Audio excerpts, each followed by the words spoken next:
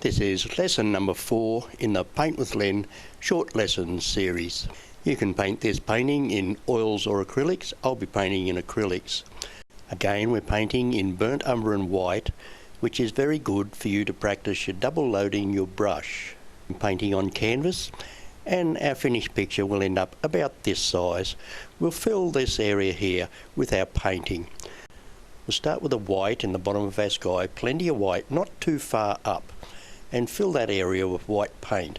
That's the undercoat for our sky. Plenty of paint, and get used to using the crisscross brush stroke at the top of the sky and the long brush stroke at the bottom of the sky.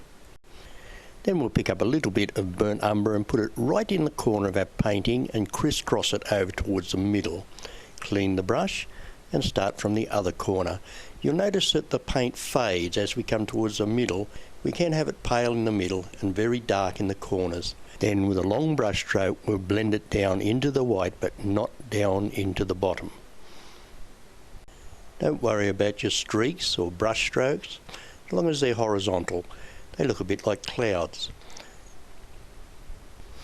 And we do the same on the bottom, very dark along the bottom, and blend it up into the white. Bring it up at the edges a little bit, not much, just a little bit, but make sure that you keep the white. There's a little bit of paint missing there, so I'll put some on there. And then dab, dab, dab with our fan brush, backwards and forwards right across the background, but make sure you do start back there. And then move down into the dark, and of course when we get into the dark we have bigger brush strokes up and into the picture. We can add a darker tone here. We'll add some more burnt umber and then bring it up into the picture with our grass, big dark grass. Now back here we'll put some trees. I load my size 10 flat brush with a rather pale tone of burnt umber and paint in the trees. Now we'll leave these trees rather misty looking and they'll look a long way away. Don't make them too big and bring them up a little bit on the edges. Take them right across the horizon line and up a little bit on the edge and slightly darker on the edges of the painting. Then with our little round brush loaded with white and held with just 2 fingers, we can place in the branches for these background trees. Don't put them all exactly the same distance apart. You won't see all of them, some of them you can't quite see, but that's okay. I want you to watch closely how I unload this little round brush loaded with white paint. Holding it with 2 fingers, I twist the brush to make the paint come off. Don't dip down at the edge, try and dip it up slightly. Then you'll notice that that little white line attracts your eye well back into the picture. Now for our big tree and where to put the big tree. Find the middle, work out about where you want it. Let's keep it about 1/4 of a way across and leaning into the picture. This is a medium-sized hog bristle brush loaded on the tip on one side with white paint, and you notice how I roll it as I bring it down to get the paint to come off. Then we'll add the darks. Be careful, don't start on the horizon line, start in between something. Just plaster the dark on and don't go back over it. Then we can detail it with our little brush loaded with dark and light. Push it up, down, that'll give you bark coming off the tree. And then unload your brush under the tree to give us some twigs. Now by loading the brush with dark and light, we can easily paint in a tree trunk in one brush stroke. You'll get the very round effect with that one brush stroke. You should practice this brush stroke. Then with dark paint we'll finish off the bottom of the tree. A little soft brush again loaded with 2 colours. Twiddle some branches in. Hold the brush with 2 fingers, twiddle the branch around and bring them down into the picture. They can go up, but they must come up and then down into the picture, so it'll attract your eye into the picture. You can practice this also.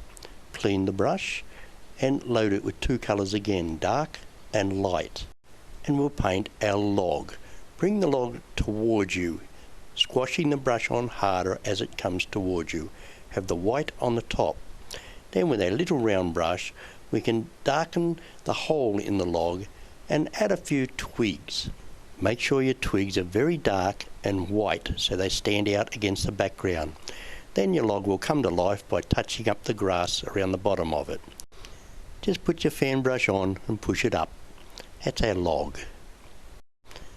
Now we'll prepare our round hog bristle brush ready for painting foliage. Saturate it in the burnt umber paint and try to get this chisel point in the brush. It's a putty-like brush by now. Add plenty of white to one side, just like that.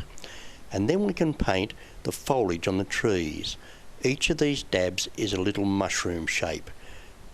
And by arranging the mushroom shapes into semicircles or umbrella shapes, you'll have what looks like foliage. I'll put the foliage over the top of this tree to stop it look like it disappears up through the top of the picture. Don't go back over your work. Try to get a crispy brush stroke each time. If it's getting muted, clean your brush and reload it.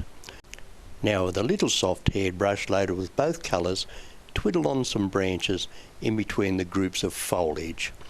And a few bits of bark hanging down off the tree always looks good, especially on the Australian gum trees as they shed their bark every year. Now to save wasting paint, let's just unload our brush down here with a few little branches on the ground, and I'd like to put a bird on there maybe, so let's have a prominent twig. You can leave your painting like that, or you can put in a little tree in the background. I want to put it in here to show you that this little tree in the background is much paler than the tree in the foreground. So use a more delicate brush stroke and make sure that it's paler than the foreground tree. I'll sign my painting, and that's our big gum tree in brown.